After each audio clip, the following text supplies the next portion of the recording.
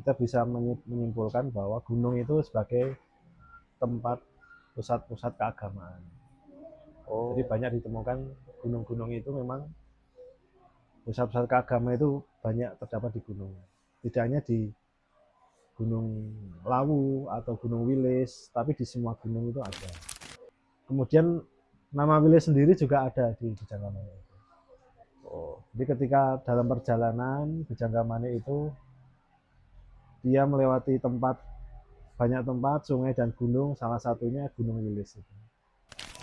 Jadi gunung itu ya diceritakan dalam narasi di Gita Sinangsoyo itu. Kalau Jawa kunonya Sinangsaya ya, Jawa Baru Sinangsoyo itu sebagai pertapaan. Terus sebagai pertapaan di Gunung Wilis gitu. Ya, berarti ada pertapaan di Gunung Wilis. Intinya seperti itu.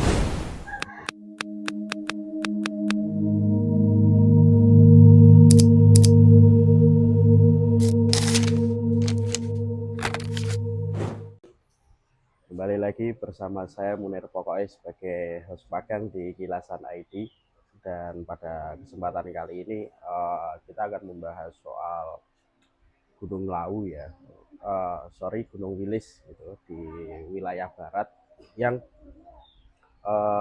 tentu banyak hal yang perlu dibahas soal Gunung Wilis, terutama Wilis bagian barat begitu.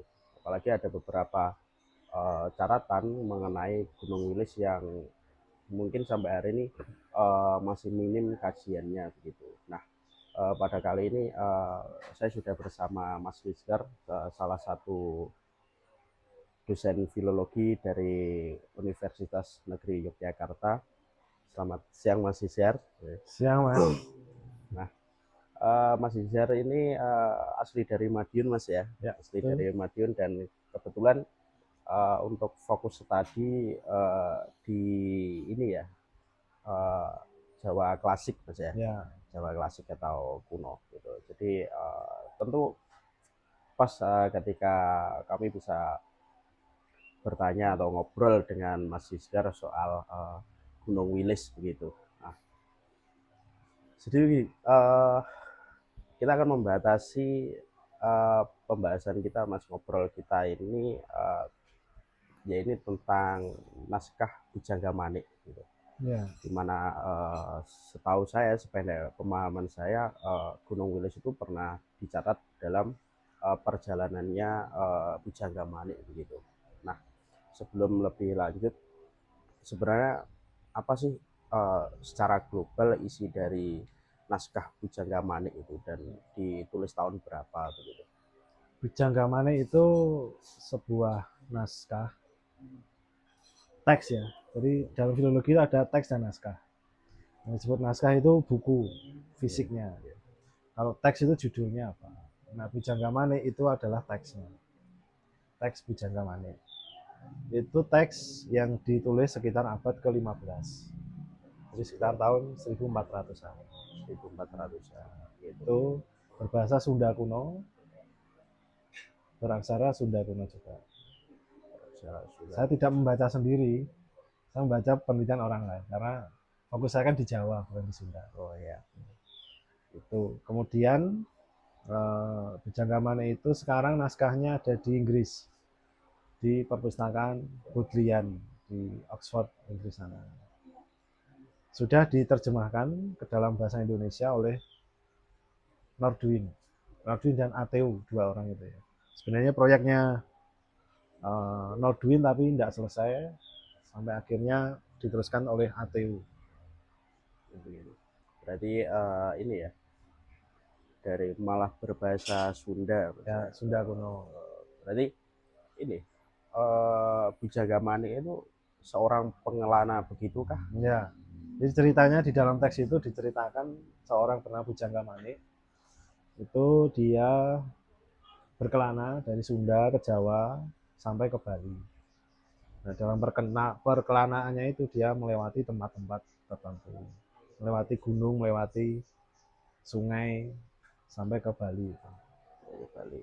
Nah, uh, dalam teks tersebut, Mas,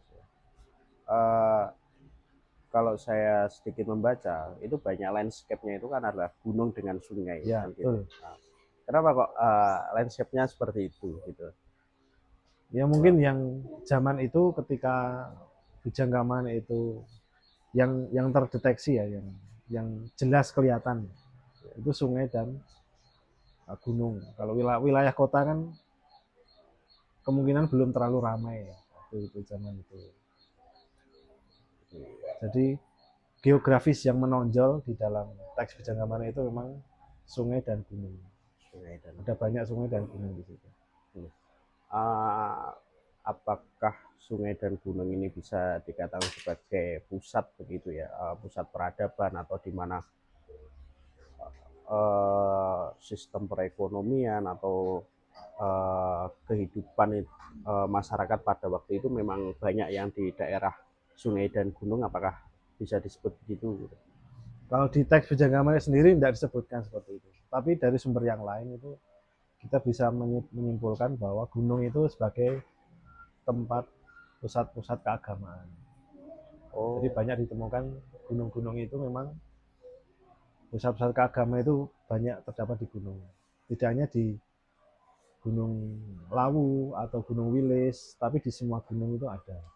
Di hampir seluruh gunung, terutama di Jawa ya, Ya, terutama Jawa. di Jawa. Nah, ketika membicarakan gunung, apa sih yang dicatat Bujangga Manik gitu tentang Gunung Wilis? Gitu? Yang pertama ada di Bujanggamane itu ada nama gelang-gelang. Gelang-gelang itu kalau sekarang kan kita menyebutnya gelang-gelang itu di daerah Ponorogo, Gondolopo itu. Ya, Kemudian nama wilayah sendiri juga ada di Bujanggamane itu.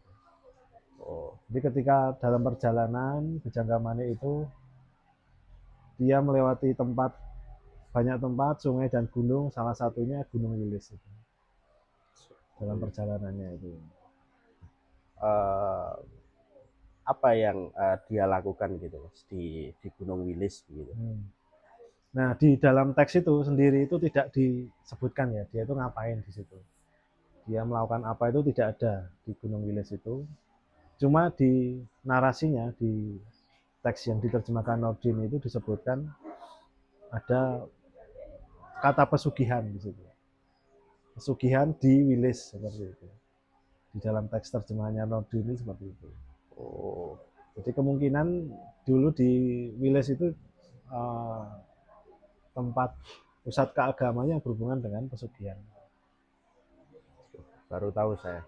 Kalau hari ini kan yang ramai di media sosial, kalau kita ngomongin pesugihan itu ya, malah itu kan Gunung Kawi, Ya. Gunung Kemukus kayak gitu. Ternyata malah terjemahan itu menyebutkan bahwa adanya pesugihan di Gunung Wilis gitu ya. Kemudian kalau dibandingkan dengan ada nggak perbandingan teks lain gitu selain teks Bujangga Manik yang membicarakan Gunung Wilis gitu, misalnya Pararaton atau apa gitu, ada mas? Ya, selain Bujangga Manik itu ada teks yang judulnya Gita Sinangsaya. Pernah dengar? Belum Gita Sinangsaya itu naskah koleksi Merapi Merbabu. Itu diterjemahkan oleh dua orang, Abimarda dengan Agung Kriswanto. Dua orang itu menerjemahkan teks yang sama sebagai tesis mereka, tesis dua mereka. Nah, itu bercerita tentang kakak beradik. Saya lupa namanya, kakak beradik itu pertapa, kemudian sama ceritanya dengan Bujangga Manik itu. Mereka itu pergi berkelana ke gunung-gunung itu. Nah, salah satunya adalah Gunung Wilis itu, sampai ke Gunung Kamput. Kamput itu Kelut. Sampai ke Gunung Kelut. Jadi perjalanan dari Merapi Merbabu, Pamrihan, Damalung. Pamrihan Damalung itu nama kuno untuk Gunung Merbabu. Terus berjalan ke arah timur, melewati Wilis sampai ke Gunung Kamput. Menyusul kakaknya, si adiknya. Jadi gunung itu ya diceritakan dalam narasi di Gita Sinangsoyo itu. Jawa kunonya Sinangsaya ya, Jawa Baru Sinangsoyo itu sebagai pertapaan. Sebagai pertapaan di Gunung Wilis gitu. Ya, berarti ada pertapaan di Gunung Wilis, intinya seperti itu. Gitu. Jadi kalau di dalam catatannya Lucien Adam ya, atau yang hari ini bisa kita baca di buku Antara Lawu dan Wilis, kan memang Lucien Adam menyebutkan adanya pertapaan di Gunung Wilis kayak begitu. Dan tapi beda lagi dengan ini, Lucien Adam juga mengutip tulisannya Vokens. Kalau di Wilis bagian selatan itu adanya pusat spiritual atau kadewa guruan gitu, dan menyebutkan Wilis ini sebagai pusat kadewa guruan pada waktu itu gitu. Nah, uh, kalau ketika era Majapahit gitu, sebenarnya ada apa di Wilis gitu? Ada kalau ada yang berbicara bahwa ketika era Majapahit gitu, ketika era Majapahit Wilis itu sebagai pusat penggemblengan tentara, bahkan begitu. Tapi kira-kira ada nggak teks yang berbicara lagi soal Gunung Wilis gitu? Kalau era Majapahit itu sumber yang paling bisa dipercaya ya, itu para Paraton dan Negara Kertagama. Dua itu. Kalau Negara Kertagama itu menceritakan tentang tempat-tempat yang disinggahi oleh raja waktu itu ketika dalam istilahnya perjalanan dinas keluar istana. Perjalanan Sama mirip dengan Bujanggamane itu, ada motif perjalanan. Cuma kalau di dalam uh, Negara Kertagama, karena dia dokumen resmi negara, ya kan, dia kepentingan negara itu juga masuk ke dalam teks itu. Jadi sudut pandangnya itu sudut pandang istana sentris. Dia lebih banyak mengagung-agungkan rajanya. Beda dengan teks Bujanggamane atau Sinangsoyo yang berasal dari lingkungan pertapa. Kalau Sinangsoyo kan pertapa, Bujanggamane kan dari luar kebudayaan Jawa. Jadi lebih lebih otentik lah kalau saya bilang, lebih murni. Tidak ada campur tangan dari kekuasaan. Berarti memang mereka dia melakukan perjalanan sendiri, terus dia menulis sendiri begitu ya. Jadi berasal dari pengalaman sendiri ya, gitu. Nah, berarti kalau ketika Bujanggamane ini ditulis sekitar tahun 1500-an ya, berarti belum kalau landscape geografisnya berarti belum sebagai Madiun Ponorogo hari ini ya. Masih mungkin gelang-gelang, wengker kecatat nggak? Wengker saya tidak menemukan kata itu di Bujanggamane, tidak ada. Tidak ada. Tapi yang ada ya, gelang-gelang itu ya. Ya, gelang-gelang. Menyoal masalah nama itu, saya punya pendapat seperti ini. Jadi kata Madiun itu sudah ada sejak zaman Jawa kuno. Katanya ya, kata Diun. Kata Diun sudah ada, dalam kamus Jawa kuno ada. Tapi zaman itu ketika gelang-gelang itu sudah ada, itu mungkin bukan sebagai kota. Mungkin sebagai wilayah kecil. Wilayah kecil ada manusianya namanya Diun gitu. Terus waktu berkembang Diun itu menjadi besar. Yang gelang-gelang itu kemudian menjadi wilayah yang lebih kecil. Jadi ada wilayah kan yang satu menjadi besar, yang satu menjadi kecil gitu. Yang dulu adalah nama kerajaan, sekarang menjadi nama kecamatan misalnya. Nah mungkin Diun dulu itu juga seperti itu. Dulu itu kecil, kelurahan mungkin ya. Ini pendapat pribadi saya. Kemudian sering berjalannya waktu, dia menjadi kota. Tapi kalau Diun itu sendiri mananya, Mas? Diun itu mangkok kecil. Mangkok kecil. Mangkok kecil, periuk kecil. Periuk yang berasal dari tanah liat. Diun seperti itu. kalau dihubungkan dengan kondisi geografis, Kota Madiun itu kan wilayah Madiun ya, kota Iya, kabupaten itu kan terletak di antara Wilis dan Lawu. Lawu. Itu kan di cekungan gitu. Iya, Yaitu iya, seperti seperti mangkok. mangkok gitu. Jadi wilayah disebut Diun. Tapi terus kalau misal ketambahan Nah, ma-nya itu jadi Madiun itu. Ma itu ada dua teori kalau Jawa kuno itu dia membentuk kata kerja aktif atau membentuk kata sifat. Oh, gitu ya. Kalau dia melekat pada kata kerja, dia menjadi kata kerja aktif. Ya, kalau bukan, dia menjadi kata sifat. Kata keadaan menjadi kata sifat. Jadi Madiun itu yang bersifat seperti cekungan mangkok itu. Oh, cekungan mangkok gitu. Baru tahu saya karena kalau selama ini ya saya tahu kan ya kalau Madiun itu kan ya apa meti ayun-ayun kan kayak begitu ya.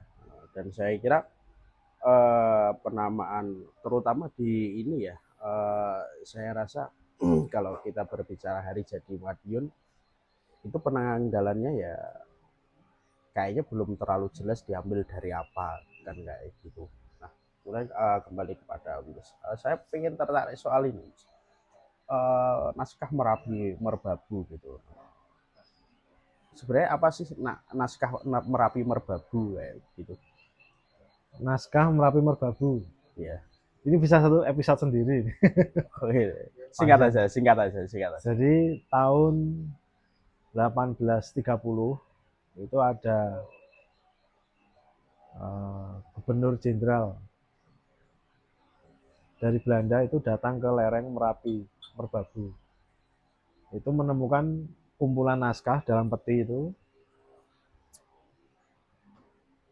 berbahan lontar, beraksara mirip aksara Jawa kuno di daerah Magelang sebelah barat. Barat. Tapi kemudian dianggap itu tidak penting. Naskah-naskah itu dianggap tidak penting. Baru sekitar 20 tahun setelah itu, naskah-naskah itu kemudian diangkut ke Jakarta, ke Batavia. Ke Batavia itu sekitar tahun 1850-an. Setelah itu tidak ada yang meneliti lagi Merapi Merbabu itu. Jadi teronggok di Batavia sampai kemudian tahun 2000-an. Itu ada 3 peneliti. Yang pertama Willem van der Molen dari Belanda, Romo Kuntoro Wiryo Martono sama Ibu Kartika Setiawati dari UGM, dua-duanya itu yang fokus meneliti Merapi Merbabu itu. Ada sekitar 300 naskah lontar yang berasal dari lingkungan Merapi Merbabu. Banyak juga ya. Ya, 300 itu lumayan.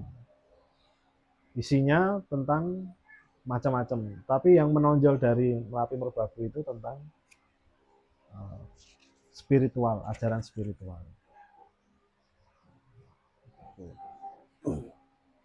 Nah, berarti naskah Merapi Merbabu adalah sebuah adanya naskah yang memang mungkin diproduksi di wilayah pegunungan tersebut Ya, ya. Nah, tidak kalau secara tidak semuanya dari Merapi Merbabu. Mayoritas Merapi Merbabu. Tapi ada yang dari Ungaran juga ada. Dari Lawu juga ada sebagian kecil. oh, gitu. Berarti nggak cuma di wilayah situ aja mas ya, nggak cuma Ya, wilayah Magelang, ya. wilayah barat gitu. Nah, kalau di Wilis ada nggak mas? Gitu. Atau di pegunungan di Jawa Timur kayak gitu. Kalau di Jawa Timur Tengger ada. Oh di Tengger. Ya, kalau di Wilis saya belum menemukan. Oh di Wilis belum. Kemudian kalau jenengan pribadi mas, ada nggak yang menarik dari Gunung Wilis gitu kan sebagai jelas apalagi sebagai peneliti naskah kuno dan dari Madiun juga kan kayak gitu. Kira-kira ada nggak cerita-cerita tentang Wilis gitu? Ya, yang pertama Bujanggamane itu ya, sumber saya Bujanggamane itu. Dia menyebutkan secara eksplisit ada kata Wilis. Yang kedua dari catatan di dalam Gita Sinangsaya itu juga ada tentang Gunung Wilis itu. Jadi dalam naskah-naskah kuno itu Wilis itu sudah dikenal sejak zaman Jawa kuno sebagai salah satu peradaban, salah tempat yang tempat untuk menuntut ilmu. Jadi ada, kalau Lucian Adam tadi bilang kedewa guruan, ya itu narasi tentang kedewa guruan di Wilis itu sudah ada dalam naskah-naskah kuno. Sama dengan gunung-gunung yang lain yang juga ada kedewa guruan. Nah, ini saya juga lupa ingat ya soal ini Mas, pembagian atau batas wilayah soal Jawa kuno dan Jawa baru itu apa Mas gitu? Jawa kuno, Jawa baru itu sebenarnya bahasa Jawa kuno, bahasa Jawa baru. Kalau sekarang Jawa baru kan O ya, O, nyapo, ngopo, ono, itu Jawa baru. Jawa kuno itu A, apa, terus paran, itu Jawa kuno. Jawa baru kuno itu yang paling kelihatan dari fonem, dari vokalnya, dari vokal A dan vokal O. Itu yang pertama. Kemudian dari sisi kebudayaan juga berbeda. Jawa baru itu Jawa yang sudah Islam. Kalau Jawa kuno itu yang pra-Islam. Batasnya di situ. Di situ. Kalau di tahun kan Mas? Kalau di tahun kan kira-kira itu tahun berapa? banyak yang mengatakan itu era setelah keruntuhan Majapahit. Tapi itu tidak bisa saklek ya. Misalnya sekarang hari ini Majapahit runtuh, besok Islam Semarang nggak bisa seperti itu. Iya. Nah, itu ada gradiennya. Iya. Ada gradiennya. Jadi di sekitar berapa? 1400-an, 1500-an. Ya. 1400, 500 begitu ya. Karena mungkin ya kalau aksara itu juga ya, aksara Jawa kuno itu beda dengan aksara Jawa baru juga. Kalau kuno pakai kawi itu ya. Ya, kawi itu asal muasalnya adalah bahasa ya, bahasa kawi. Bahasa kawi itu bahasa puisi Jawa kuno. Kalau bahasa Jawa kuno itu bahasa sehari-hari. Oh, gitu. Nah, kawi. Nah, ya dengan ya ini minim ya soal kita orang Jawa tapi kita kurang atau bahkan tidak memahami Jawa atau mempelajari Jawa gitu. Nah, mungkin terakhir Mas kembali ke Gunung Wilis lagi gitu. Bagaimana kalau ini naskah Pujangga Mane ini dibandingkan dengan naskah Serat Centini begitu. Gitu. Perbedaannya apa? Ya jelas untuk tokoh jelas berbeda ya. Kalau ya Pujangga Mane itu sendiri, sedangkan Serat Centini itu kan Syekh Hamengkubuwono ya. Kan gitu. Kalau Pujangga Mane itu lebih ke ensiklopedia geografi. Jadi yang disebutkan di sana itu lokasi-lokasi geografis gunung, kemudian sungai itu tadi. Banyak menyebutkan sungai dan gunung itu tadi. Kalau Centini itu lebih kompleks lagi. Dia ada perhitungan tentang hari, pengobatan, dan lain-lain. Tapi narasi di keduanya itu ada persamaan. Persamaannya itu, kalau ensiklopedia kan kita membacanya itu sangat lurus ya, maksudnya sudah tersusun secara sistematis itu. Tapi kalau di dalam naskah kuno itu tidak seperti itu. Dia berupa narasi cerita. Narasi cerita. Jadi untuk mengambil ilmu dari naskah itu ya diperlukan pembacaan yang lebih mendalam lagi. Gitu. Nggak bisa langsung diambil kayak kita ambil kamus gitu, nggak bisa. Kita harus mengolahnya lagi. Nah, paling terakhir ini Mas, paling terakhir karena saya dan teman-teman Kilasan itu punya rencana untuk mendokumentasikan atau kita mencoba menghimpun cerita-cerita atau sejarah bahkan peninggalan-peninggalan yang ada di Gunung Wilis begitu. menurut jenengan Wilis itu masih menarik nggak untuk diteliti lebih lanjut gitu, dan apa yang perlu dilakukan untuk melakukan itu kan gitu. Kalau menarik tidak menarik itu tergantung kita bisa menarasikannya atau tidak, seperti itu. Naskah, kemudian arca misalnya, itu kan benda mati ya. Ya. Naskah, arca, kemudian cerita lisan, itu kan mereka benda mati. Kalau kita bisa mengolahnya dengan menarik, kita bisa menjelaskan apa manfaatnya, fungsinya, itu benda mati itu akan menjadi berharga. Jadi berharga tidak sebuah peninggalan itu tergantung pada penelitinya. Dia bisa membunyikannya dengan menarik atau tidak. Kalau menurut saya pribadi sangat menarik. Kenapa sangat menarik? Hari ini yang fokus ke Wilis tidak ada. Siapa coba? Enggak ada. Melayu Merbabu banyak orang Merbabu, sangat banyak. Lawu juga beberapa ada, tapi banyak di lisannya ya kan. Ya. Tradisi lisan.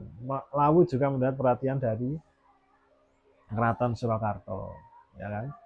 Tengger banyak sekali. Tengger itu masyarakatnya masih ada, peninggalan manuskripnya masih ada, prasastinya masih ada juga.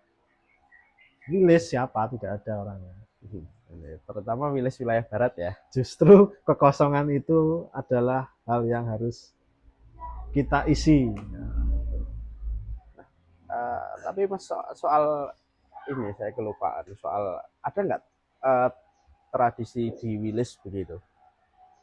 Atau memang itu pesugihan tadi? Nah, saya pernah baca tahun 2010-an, itu ada artikel di Kompas. Artikel di Kompas, berita ya itu, berita di Kompas yang menyebutkan bahwa di sebelah di pasar Ngebel. Ya. Pasar Ngebel itu ternyata masih menggunakan sistem barter. Ya, sistem barter. Itu berita di Kompas sekitar tahun 2010-an itu. Berarti penggunaan mata uang itu kalau kita hubungan dengan teori penggunaan mata uang ya di Jawa itu, penggunaan mata uang itu hanya terbatas pada lingkungan-lingkungan tertentu, misalnya di pelabuhan, di kerajaan, pusat pemerintahan seperti itu. Sementara masyarakat di pedalaman itu masih menggunakan sistem barter itu menarik sebenarnya. Dan karena ya ini ya, saya kalau melihat terutama di wilayah Madiun itu sendiri, sejarah kita itu seolah-olah kayak saya mulai kayak terpotong gitu loh. Yang dulu mungkin ada ya, ketika Mas Santri masih ada gitu, beliau juga meneliti soal era klasik begitu, candi kayak Candi Sebayi dan lain sebagainya gitu. Tapi beliau sudah meninggal itu kayak nggak ada yang perhatian terhadap era klasik kan gitu. Kolonial udah ada, apalagi era keislaman, perkembangan pesantren itu kan ada. Makanya kami itu kan tertarik, kayaknya menarik kalau kita coba membaca Wilis ya itu, apalagi selalu kita kan hidup di antara dua gunung ini, Lawu dan Wilis, sedangkan Lawu itu kan udah banyak banget lah peneliti soal Lawu kan begitu. Nah, ya mungkin sementara itu dulu Mas Gis, nanti ya, pasti kita bakal bertemu lagi, kami bakal tanya-tanya soal Gunung Wilis lagi, karena kita juga minim kan informasi kan gitu. Nah, mungkin itu dulu obrolan tentang Gunung Wilis, atau lebih tepatnya Nasihat Pujangga Manik, episode Gunung Wilis ya. Dan tentu kita menyadari masih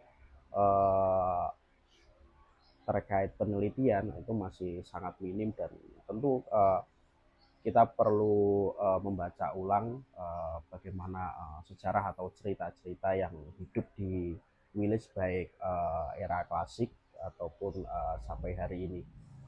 Terus dukung channel kami Kilasan ID, jangan lupa like, share, komen, dan subscribe gitu, agar kami tetap jalan gitu. Oke, terima kasih.